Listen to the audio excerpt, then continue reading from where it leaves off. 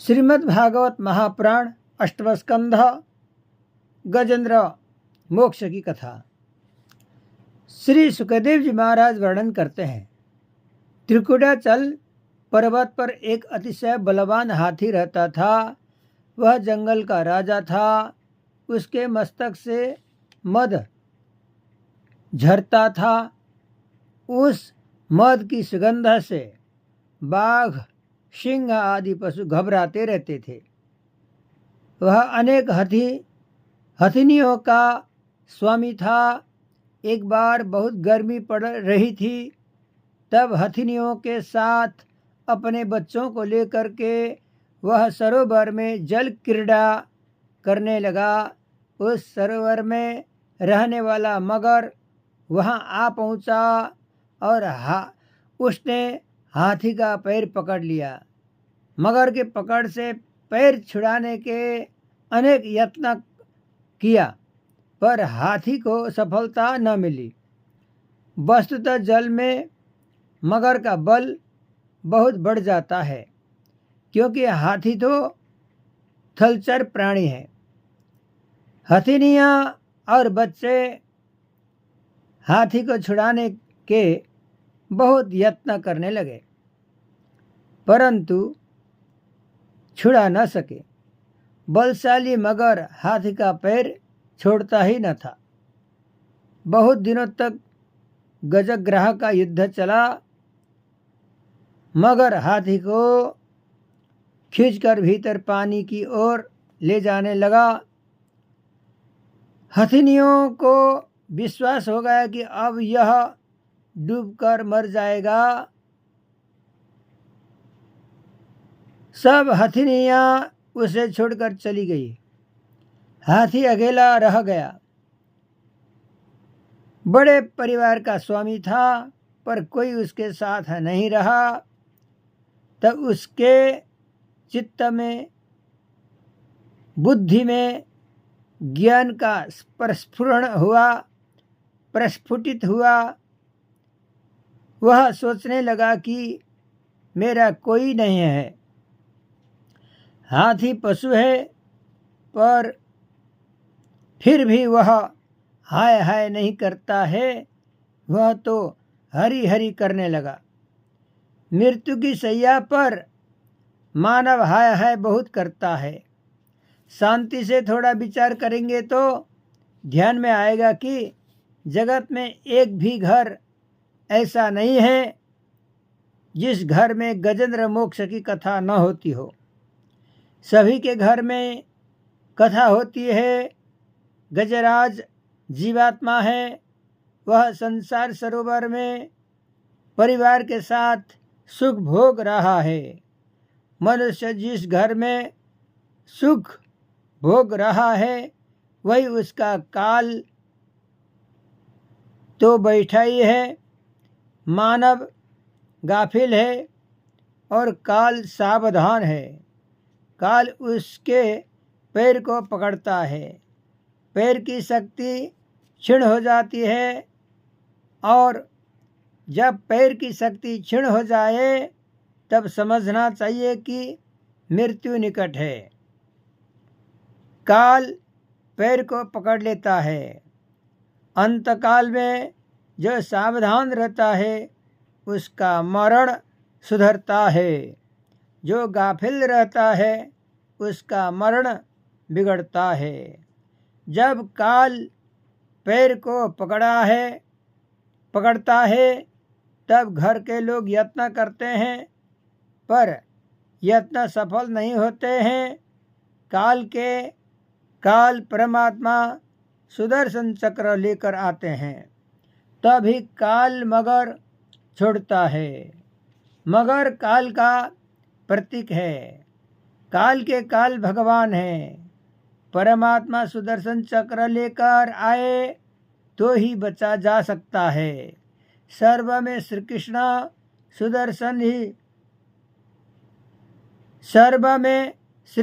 दर्शन ही सुदर्शन है। सुदर्शन चक्र काल रूपी मगर को मार सकता है। काल जब पैर को पकड़ता है तब घर के लोग प्रयत्न करेंगे, पर बहुत दिनों तक सेवा करनी पड़ेगी तो ऊब जाएंगे। सोचेंगे कि 3 वर्ष हुए, 4 वर्ष हुए, सैया में पड़े पड़े, अब प्रभु उनके सामने देखे तो अच्छा है। उनके सामने देखना अर्थात मर जाए तो अच्छा है। गजेंद्र को ज्ञान हुआ, अगले जन्म में जिस महामंत्र का जप कर रहा था वही महामंत्र इस जन्म में याद आ गया। अंत काल में अति दुख आता है, तब जीव सब कुछ भूल जाता है, वह बहुत तड़पता है। किसी मंत्र के साथ ऐसा प्रेम करिए, किसी मंत्र के साथ ऐसा प्रेम कीजिए कि सुख में दुख में उसे हम भूल जाए। यह यदि आ जाए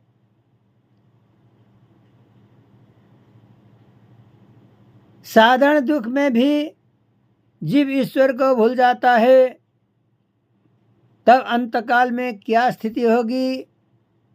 अंतकाल में ईश्वर को भूल न जाए, इसलिए निरंतर जप करने की आदत डालिए। गजराज को महामंत्र याद आ गया। पूर्व जन्म में कितने जप किए हैं इसका उल्लेख भागवत में नहीं है। श्री सुखदेव जी महाराज इतना ही बोले हैं, जजाप परमं जाप्यम प्राग्जन्म न्यनुशिक्षितम। जिसका संस्कार अति दृढ़ हो जाता है वही अंतकाल में याद आता है। परमात्मा के नाम के साथ ऐसा प्रेम करिए कि अंत समय में उन्हीं का नाम याद आ जाए। जगत परमात्मा के अधीन है, परमात्मा नाम के अधीन है। गजेंद्र स्तोत्र जपता है, माद्रिक प्रपन्न पशुपाश विमोक्षणाय मुक्ताय भूरिकरणाय नमो लयाय शमसेन सर्वतनुभृन्मनसि प्रतीता प्रत्यग्दृशे भगवते बृहते नमस्ते। काल के काल परमात्मा को मैं प्रणाम करता हूँ। मैं उनकी शरण में जाता हूँ, मैं उनकी शरण ग्रहण करता हूँ। योगी महात्मा जिनके मंगलमय स्वरूप को हृदय में स्थापित करके ध्यान करते हैं, मैं उन परमात्मा की शरण में हूँ। नाथ ऐसी कृपा कीजिए, वहाँ मुझे ले चलिए जहाँ कभी काल मगर न आने पावें। जिस घर में काल आने वाला है वहाँ कैसे शांति रह सकती है। जहाँ काम जाता है वहाँ काल जाता है, जहाँ काल की गति है वहाँ भीति है, भय है। धीरे धीरे संयम बढ़ाइए, निरंतर भक्ति की आदत डालिए। काम का विनाश कर सकेंगे तो काल पर विजय पा सकेंगे। जहाँ निरंतर भक्ति होती है वहीं काल मगर नहीं आ सकता। जीव जब आर्त भाव से प्रभु को पुकारता है तब प्रभु आते हैं, दौड़ते हुए आते हैं। प्रभु के कान तक गजेंद्र का आर्तनाद पहुंचा। भगवान ने दौड़कर आते हुए सुदर्शन चक्र से मगर को मार डाला। गजराज को उन्होंने सद्गति प्रदान की। इस गजेंद्र मोक्ष का पाठ जो नित्य करते हैं उनकी मृत्यु सुधरती है। भागवत में इस कथा के लिए 3 अध्याय में है, परंतु प्रमुख श्लोक 35 हैं। मगर हाथी के पैर पकड़ता है, हाथी परमात्मा की स्तुति करता है, भगवान उसे छुड़ाते हैं।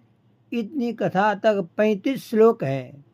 नित्य 35 श्लोक का पाठ करने वाला व्यक्ति अपना मरण, अपना मृत्यु को सुधारता है। ठाकुर जी की सेवा करिए, भोग लगाइए, आरती करिए। भगवान आनंद में विराजमान है, उनके दर्शन करिए और ऐसी भावना करिए कि आज मुझे काल मारने आया है, मेरा गला पकड़ रहा है, मैं व्याकुल हूँ। आर्तभाव से गजेंद्र मोक्ष का पाठ कीजिए। एवं स्तवन्त्यनेनांग प्रतिबुद्ध निशात्य तेषां प्राणते चाहम ददामि विमलां मतिम। गजेंद्र मोक्ष का पाठ करने वाला कदाचित अंतकाल में प्रभु को भूल जाए, पर उसको प्रभु नहीं भूलते हैं। परमात्मा उसका स्मरण रखते हैं, उसका मरण सुधरता है। चतुर्थ मनवंतर में गजराज के उद्धार के लिए प्रभु ने हरि का अवतार धारण किया। पंचम अवतार में रमा वैकुंठ बनाया, वैकुंठ का अवतार लिया। षष्ठ मनवंतर में चाक्षुष मनवंतर है। चाक्षुष मनवंतर में समुद्र मंथन हुआ, तब प्रभु ने अनेक अवतार धारण किए। देवों को प्रभु ने युक्ति से अमृत पिलाया। राजा ने प्रश्न पूछा, महाराज इस कथा को सुनने की मेरी इच्छा है। श्री सुखदेव जी महाराज कथा कर रहे हैं। एक बार इंद्र राजा को रास्ते में दुर्वासा ऋषि मिल गए। अपने कंठ से माला उतार कर दुर्वासा ऋषि ने इंद्र को दे दिए। अति संपत्ति में जीव भाव खो बैठता है। कभी कोई साधु संत आपको फल दे या फूल दे तो उसे सिर पर चढ़ाइए। आपके पास से कुछ लेने की इच्छा है, आपके पास से कुछ लेने की इच्छा से वे नहीं देते हैं, आपके कल्याण की भावना से वे देते हैं। दुर्वासा ऋषि ने प्रेम से वह माला इंद्र को अर्पण की थी, पर इंद्र राजा ने उसे ग्रहण नहीं किया। इंद्रदेव ने वही माला हाथी के मस्तक पर फेंक दी। हाथी सूंड से माला नीचे गिरा करके पांव तले कुचलाने लगा। दुर्वासा ऋषि को यह समुचित नहीं लगा, उचित नहीं लगा, ठीक नहीं लगा। संपत्ति में जो होश गंवा बैठता है वह दरिद्र होता है। तब होश में आता है पुष्प में लक्ष्मी का निवास है। जिस घर में पुष्प पांव तले कुचल डाल जाते हैं, जिस घर में पुष्प पांव तले कुचलते हैं, उस घर में लक्ष्मी जी विराजमान नहीं रहती हैं। जिस घर में संध्या के समय पर झगड़े होते हैं, उस घर में लक्ष्मी जी विराजमान नहीं रहती हैं। संध्या समय पर लक्ष्मी नारायण घर में आते हैं। संध्या के समय में लक्ष्मी नारायण भगवान घर में आते हैं। उमा महेश्वर भगवान आते हैं घर में। जिस घर में भिखमंगे का अपमान होता है, उस घर में लक्ष्मी जी विराजमान नहीं रहती है। अगर आप भीख मांगे को कुछ नहीं दे पाते तो उससे हाथ जोड़ करके कहिए जय श्री कृष्ण। कुछ लोग भीख मांगे को जली कटी सुनाते हैं। तुम मोटे तगड़े हट्टे कट्टे हो, तुम्हें मजदूरी करने में क्या होता है, मुफ्त में खाना है, अरे वह क्या आपका खाकर हट्टा कट्टा बलवान हुआ है? आंगन में आए भिखारी का अनादर न करो। संध्या समय पर अगर सौभाग्यवती स्त्री सिर गूंघने बैठी जाती है तो लक्ष्मी विराजमान नहीं रहती है। सौभाग्यवती के बालों में लक्ष्मी जी का वास होता है। जिस घर में सूर्यास्त और सूर्योदय के समय में भोजन करते हैं उस घर में लक्ष्मी विराजमान नहीं होती है। दुर्वासा ऋषि ने इंद्र राजा को शाप दिया, तुम में बहुत अभिमान है, तुम दरिद्र हो जाओ।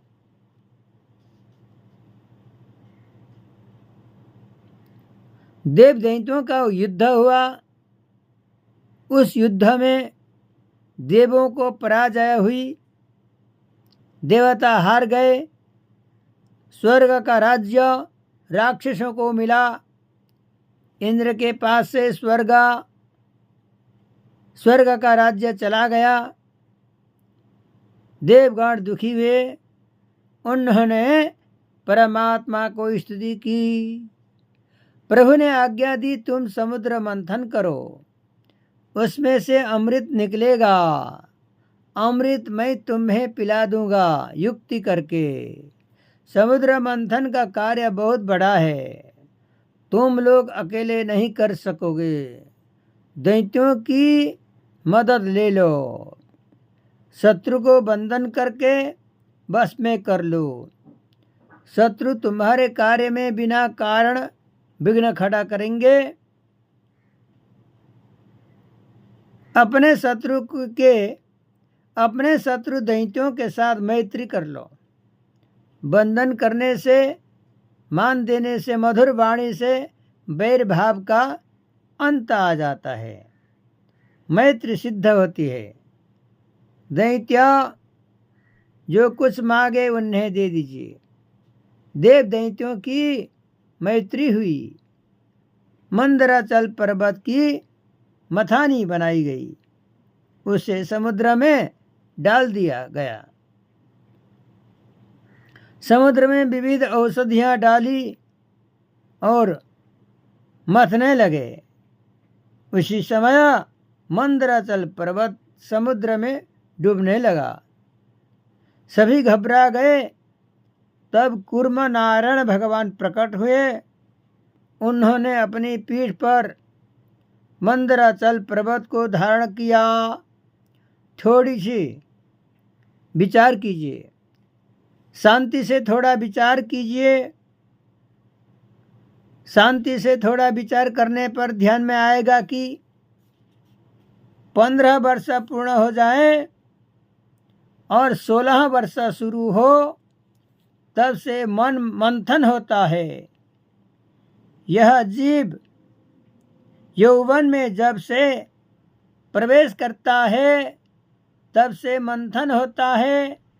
पूर्व जन्म में जिसने सुख भोगा है उसके मन में सुख के संस्कार जागते हैं। धीरे धीरे वासना जागृत होती है। समुद्र मंथन विवेक से करना है। 15 वर्ष पूर्ण हो कि सावधान हो जाइए। यौवन बहुत बुरा समय है, उसमें बड़े बड़े होश गंवा बैठे हैं।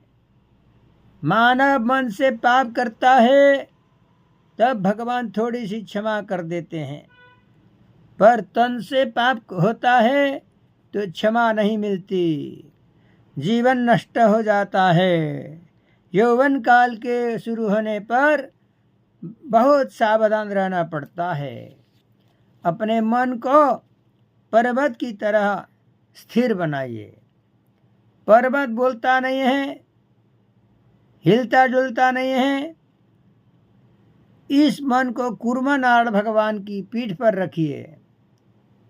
मूर्ति और मंत्र जिसका आधार है उसका मन स्थिर रहता है। स्वरूप सेवा और नाम सेवा का आधार मन को स्थिर रखता है। निराधार मन समुद्र में डूबता है।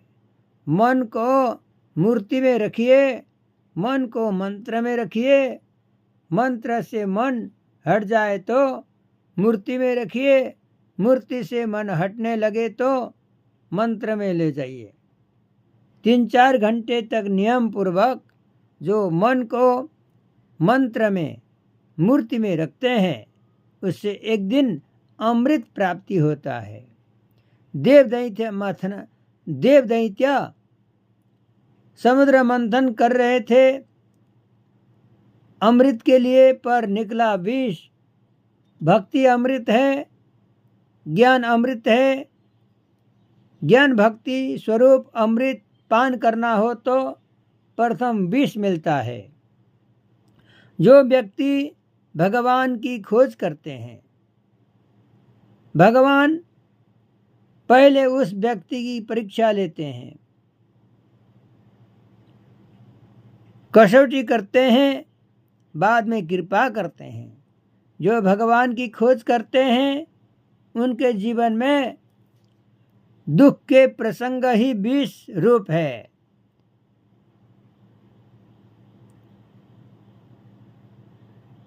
प्रतिकूल परिस्थिति भी विष है। जगत में ऐसी व्यक्ति की निंदा भी होगी, निंदा विष है। कर्कश वाणी भी विष है। विष सहन कीजिए, सहन करने वाला सुखी होता है।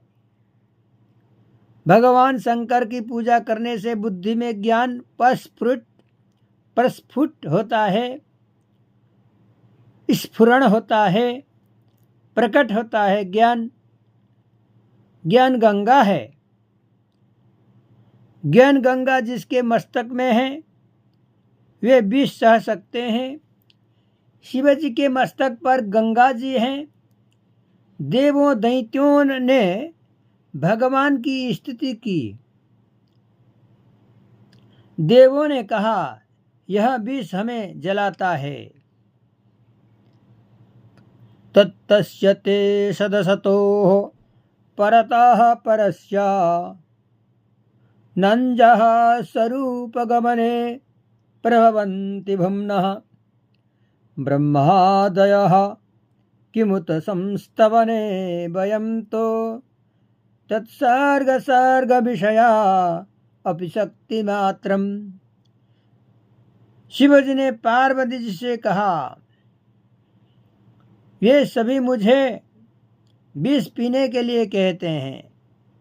पार्वती जी ने कहा परोपकार कीजिए, पर ऐसा परोपकार किस काम का जिसमें हमारा विनाश हो जाए। शिवजी ने कहा मुझे जो हो सो भले ही हो, वे लोग तो सुखी होंगे। प्राणैः स्वैः प्राणिनः पान्ति साधव क्षणभङ्गुरैः बद्धवैरेषु भूतेषु मोहिते स्वात्ममायया। भगवान शंकर वहाँ पधारे।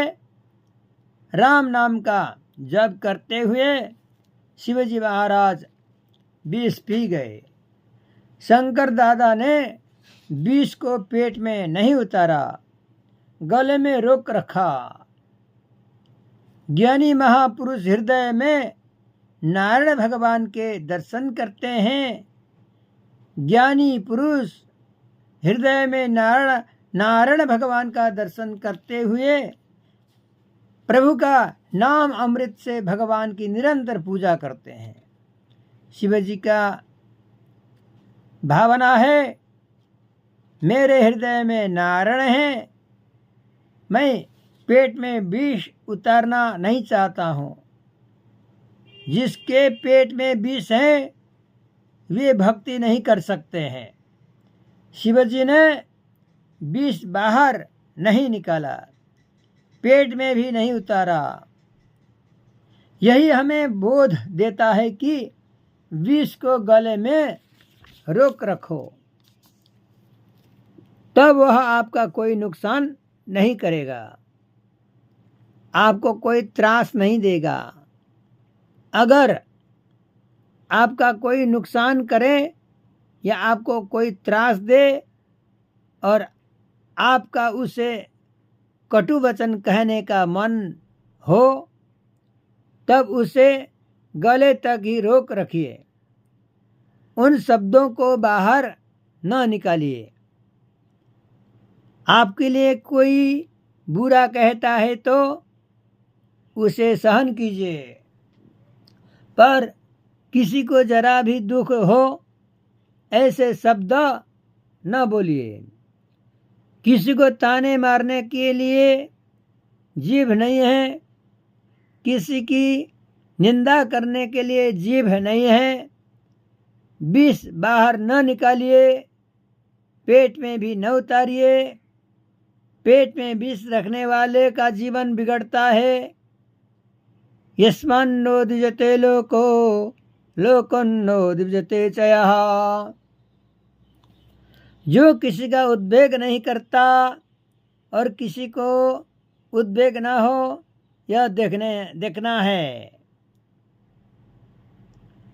उसे अमृत मिलता है। आंखों में बैर विष न रखिए, प्रेम रखिए। शिवाजी महाराज ने विष को गले में रोक रखा है, इससे उनका कंठ नीला हो गया। देव गंधर्व शिवजी महाराज की जय जयकार करने लगे।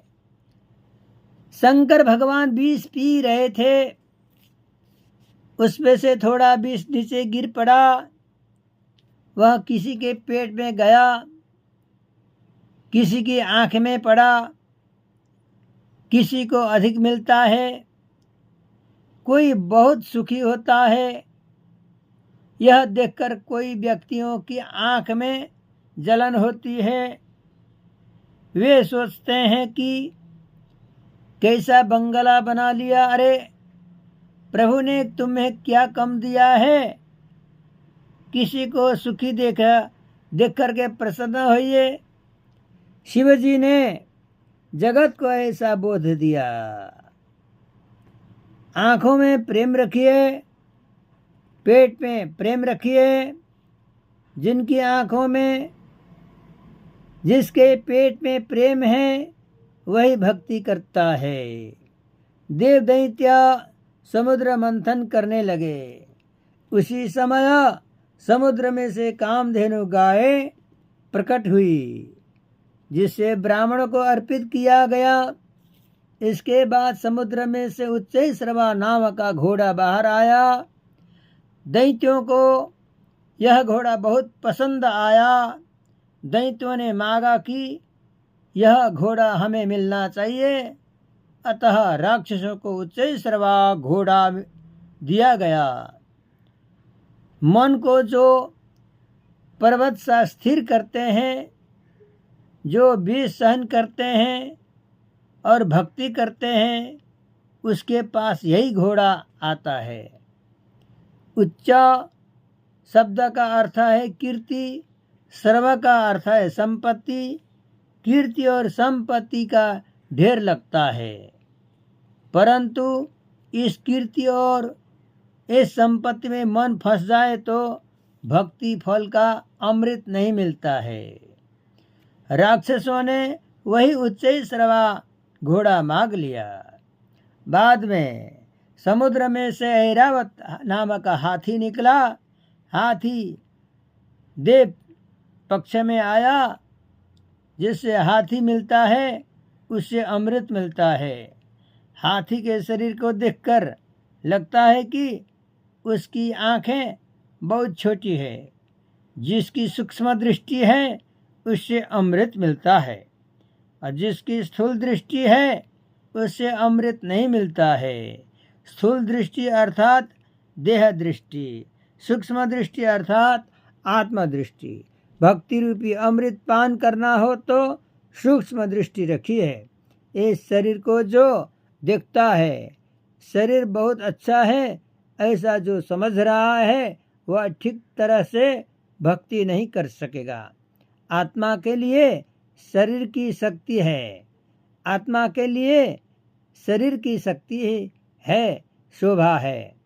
शरीर में प्राण नहीं रहेगा तब कोई शरीर को घर में रखने के लिए तैयार नहीं होगा। जो आत्मा दृष्टि को साध्य करता है उससे अमृत मिलता है। जिसकी देह दृष्टि है उसको उसका मन बिगड़ता है। हाथी सूक्ष्म दृष्टि का प्रतीक है। हाथी के बाद कौस्तुभ मणि निकली जो नारायण भगवान को समर्पित की गई। इसके बाद पारिजात वृक्ष का पारिजात कल्प वृक्ष और बाद में अप्सराएं निकली। समुद्र में से श्री महालक्ष्मी साक्षात महालक्ष्मी प्रकट हुई। महालक्ष्मी को सुवर्ण के सिंहासन पर बैठा करके ब्राह्मणों ने वेद मंत्रों के साथ अभिषेक किया। हिरण्यवर्णां हरिणीं सुवर्णरजतस्रजां चंद्रां हिरण्मयीं लक्ष्मीं जातवेदो मावः। सखियों ने माता जी का सुंदर श्रृंगार किया। सबकी ऐसी इच्छा हुई कि यह लक्ष्मी जी मुझे मिले तो अच्छा है। लक्ष्मी जी ने कहा, मैं स्वयंवर में मैं योग्य पति को विजय माला अर्पित करूंगी। एक ओर देव बैठे हैं, दूसरी ओर राक्षस बैठे हैं। ऋषि मुनियों ने आज सभा में बैठना स्वीकार किया है। सखियां स्वयंवर के लिए लक्ष्मी जी को सभी जगह ले जाने लगी। महान तपस्वी के पास में गई। तपस्या भक्ति का साथ न हो तो तपस्वी क्रोधी बन जाते हैं। ऐसे तपस्वी का पतन होता है। ज्ञान और तप में भक्ति का साथ होता है तभी क्रोध पर विजय पाई जाती है।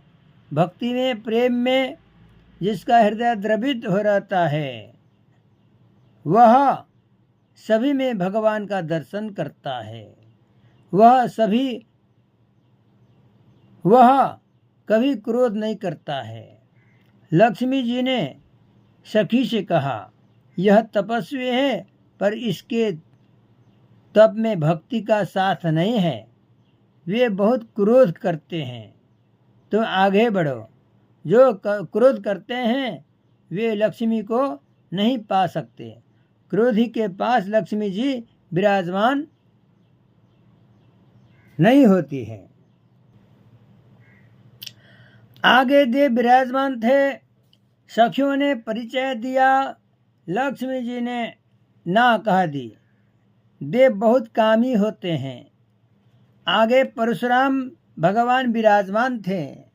सखियों ने परिचय दिया वे कामी नहीं हैं, क्रोधी भी नहीं हैं, महान वीर हैं। लक्ष्मी जी ने कहा, सभी अच्छा है। यह निष्ठुर दिख पड़ते हैं। क्षत्रियों के छोटे छोटे बच्चों की हिंसा करते रहे। इन्होंने बहुत क्षत्रियों को मारा। जहाँ दया नहीं है वहाँ लक्ष्मी जी नहीं विराजमान रहती है। लक्ष्मी जी आगे आगे चली। आगे मार्कंडेय ऋषि विराजमान थे। सखियां समझाने लगी, यह कामी नहीं है, क्रोधी नहीं है, निष्ठुर भी नहीं है, प्रलय तक इनका आयुष्य है, महान ज्ञानी है, विचार करिए। मार्कंडेय ऋषि सभा में आंखें बंद करके बैठे थे। सोच रहे थे कि लक्ष्मी जी से भी मेरे नारायण भगवान अति सुंदर हैं। अकेले लक्ष्मी जी को देखने वाले को नारायण के दर्शन नहीं होता है। संत अकेले लक्ष्मी जी को नहीं देखते हैं पर लक्ष्मी जी के साथ नारायण भगवान का दर्शन करते हैं। आज अकेले लक्ष्मी आई हैं, इससे मार्कंडेय ऋषि ने आंखें बंद कर ली। लक्ष्मी जी खड़ी रही पर मार्कंडेय जी ने आंखें न खोली। उन्होंने कहा, माता जी आप बहुत सुंदर हैं, पर सच सच बता दूं तो आपसे भी मेरे नारायण भगवान सुंदर हैं।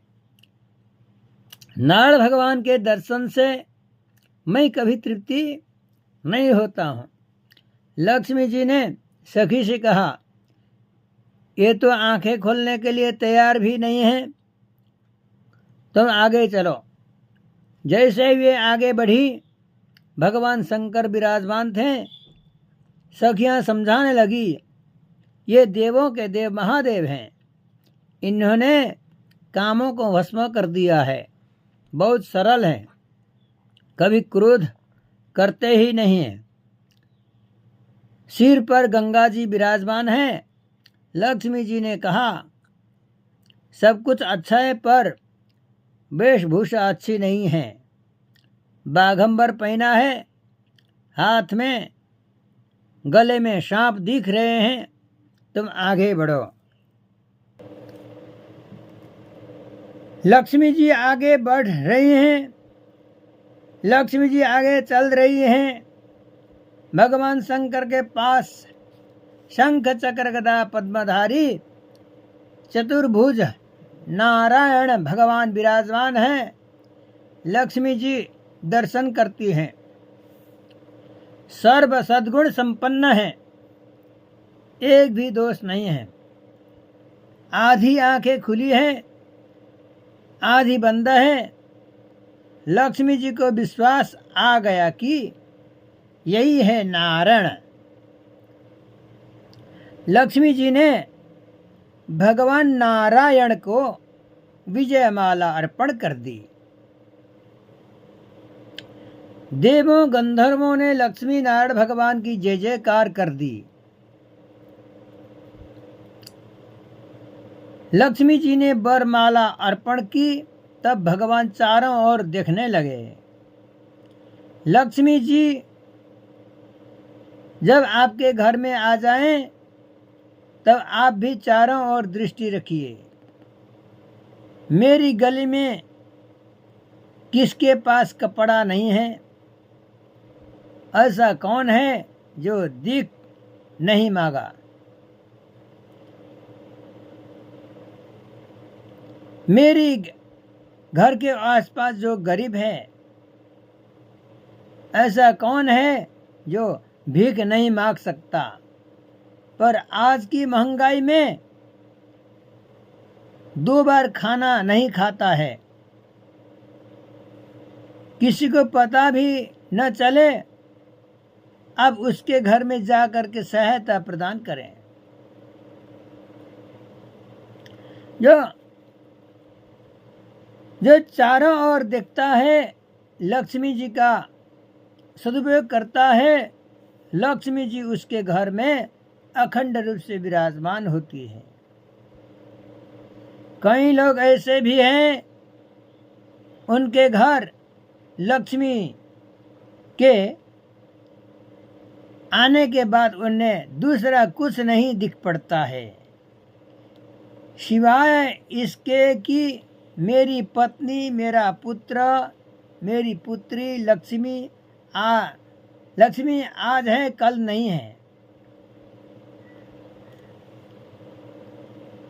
लक्ष्मी का सदुपयोग कीजिए। देव दैत्यों ने पुनः समुद्र मंथन किया, तब उसमें से धन्वंतरी नारायण भगवान का प्राकट्य हुआ। अमृत का घट लेकर के धन्वंतरी नारायण भगवान बाहर आए। दैत्यों ने दौड़कर घड़ा ले लिया। देव बहुत दुखी हुए, सोचने लगे कि ये तो हमें अमृत की बूंद भी नहीं देंगे। प्रभु ने आश्वासन दिया, जिसके हाथ में अमृत घटा है, अमृत का घट जिसके हाथ में है, कहने लगा, पहले मैं पीऊँगा। एक बलवान राक्षस ने कहा, हमने मेहनत की है, घट नीचे रख दे, अन्यथा मारामारी हो जाएगी। जिसके घर में झगड़े होते हैं उसके घर में किसी को भक्ति का अमृत नहीं मिलता है। घर में प्रेम से रहिए, घर में जरा भी झगड़ा न करिए। घर के एक एक जीव में भगवान की भावना रखिए। दैत्य झगड़ने लगे। उसी समय भगवान ने लीला की। भगवान मोहिनी नारायण रूप में प्रकट हुए। आज पीताम्बर पहनकर नहीं आए। ऐसा सुंदर स्वरूप था कि सभी दैत्य अमृत को भूल गए। मोहिनी नारायण भगवान को टकाटक लगाकर देखने लगे। दौड़कर मोहिनी नारायण से पूछने लगे, आपका घर कहाँ है? आपके माता पिता कौन हैं? आपका विवाह हो गया कि अभी होने वाला है? यह सब पूछने की क्या आवश्यकता थी? पर मोह हो जाने पर विवेक बह जाता है। मोह हो जाने पर ज्ञान नहीं टिकता है। दैत्य अमृत भूल गए। संसार के विषयों में माया ने मोहिनी छिपा रखी है। जिसका मन मोहिनी में फंस जाता है उससे अमृत नहीं मिलता। श्री कृष्ण के सौंदर्य में जब आँख और मन फंस जाते हैं, श्री कृष्ण के सौंदर्य में जब आँख और मन फंस जाते हैं तब अमृत मिलता है। मोहिनी नारायण मन में मुस्कुराते हुए धीरे धीरे कहते हैं कि आप मेरे घर के विषय में पूछ रहे हैं। मेरा घर नहीं है।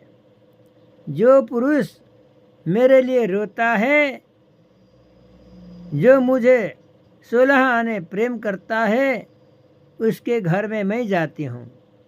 जिसके हाथ में अमृत का घड़ा था उस दैत्यों को मोहिनी नारायण देखने लगे और होठों में हंसने लगे।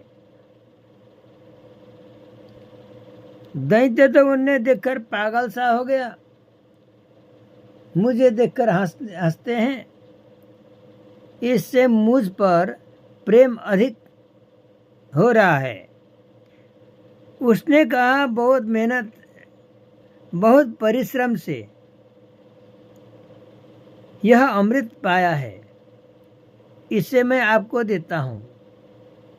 प्रभु ने घड़ा हाथ में ले लिया और पूछा, इसमें क्या है?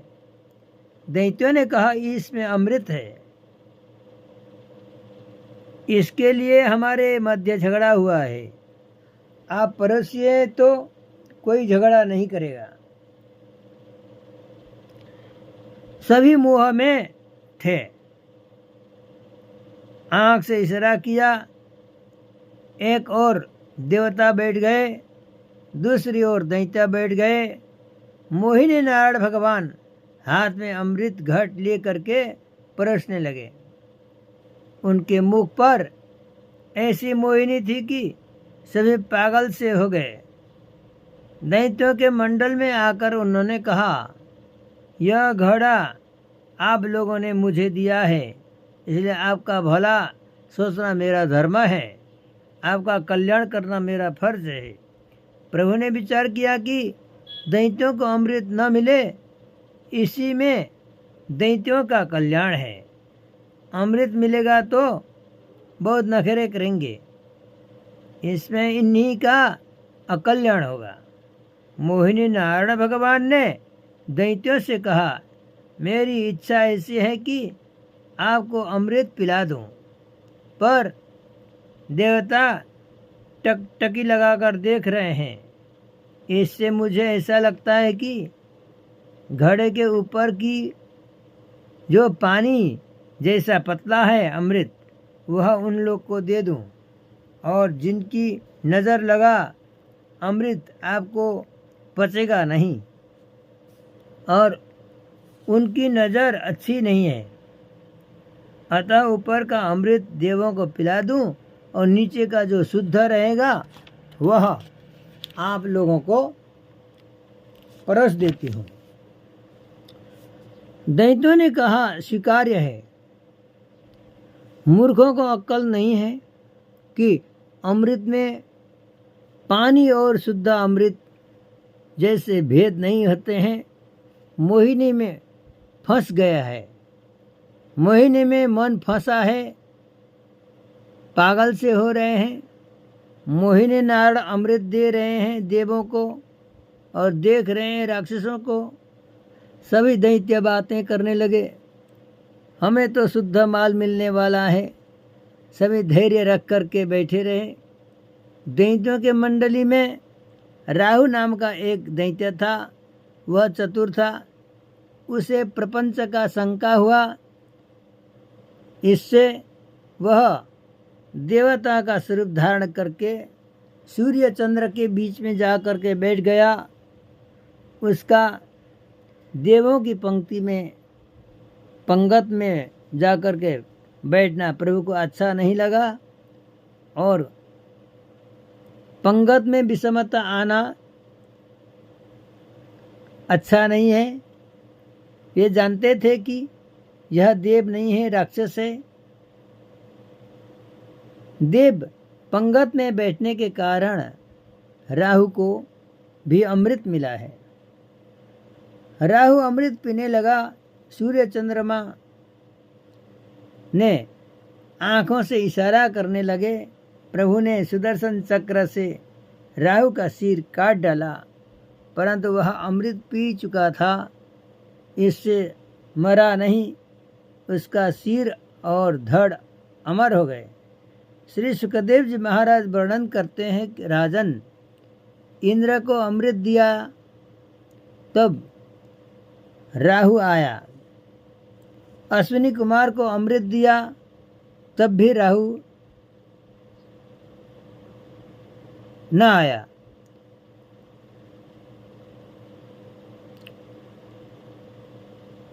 नारायण नारायण भज मन नारायण, नारायण नारायण भज मन नारायण।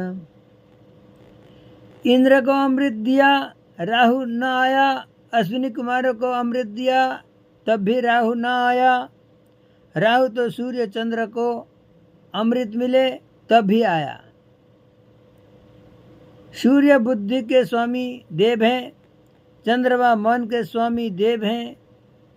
बुद्धि और मन भक्ति रस में निमग्न हो जाते हैं तभी राहु आता है। आँख में कोई भक्ति करे, आँख से कोई भक्ति करे, शरीर से भक्ति करे, उससे राहु त्रस्त नहीं करता है। मन से जो भक्ति करता है उससे विषय स्वरूप राहु त्रस्त करता है। उसका सिर काट दिया गया, पर वह मरा नहीं है, अजर अमर है। राहु विषय राहु मरता नहीं है। वह कब सिर निकाल कर खड़ा होगा कहा नहीं जा सकता है। आपको कभी ऐसा लगे कि मैं भक्ति करता हूँ, ज्ञानी हूँ, मेरे मन में क्रोध नहीं है, काम नहीं है, तो आपका यह सोचना गलत है। वे सभी विकार भीतर बैठे हैं। मानव जब तक सावधान होकर भक्ति करता है तब तक वे विकार नहीं दिख पड़ते हैं। मानव जरा भी गाफिल हुआ कि भीतर के विकार बाहर आ जाते हैं। जीवन की अंतिम सांसों तक मन पर विश्वास न रखिए। मन कब गड्ढे में गिरा देगा इसका पता नहीं है। महापुरुष मन पर विश्वास नहीं रखते हैं, मन पर भक्ति का अंकुश रखते हैं। निरंतर भक्ति करने की आदत डालिए। मोहिनी नारायण भगवान ने जब अमृत देवता को पिला दिया, अरिता घड़ा दैत्यों के समक्ष ला पड़का। चतुर्भुज नारायण भगवान प्रकट हुए और दैत्यों को आश्चर्य हुआ। दगा दगा दगा, यह विष्णु साड़ी पहनकर आया है, हम उसे पहचान न सके। उसने प्रपंच किया है। देव दैत्यों का युद्ध हुआ। अमृत के कारण देवों की शक्ति बढ़ी हुई थी, सो दैत्य हार गए। दैत्यों पर बहुत मार पड़ी। देवों को स्वर्ग का राज्य मिली और मृत्यु पाने वाले दैत्यों को शुक्राचार्य ने संजीवनी मंत्र के प्रताप से पुनः जीवित कर दिया। नारायण नारायण प्रभुम नारायण, केशव श्याम माधव श्याम, केशव माधव श्याम, मेरे राम हे घनश्याम, भजमन नारायण।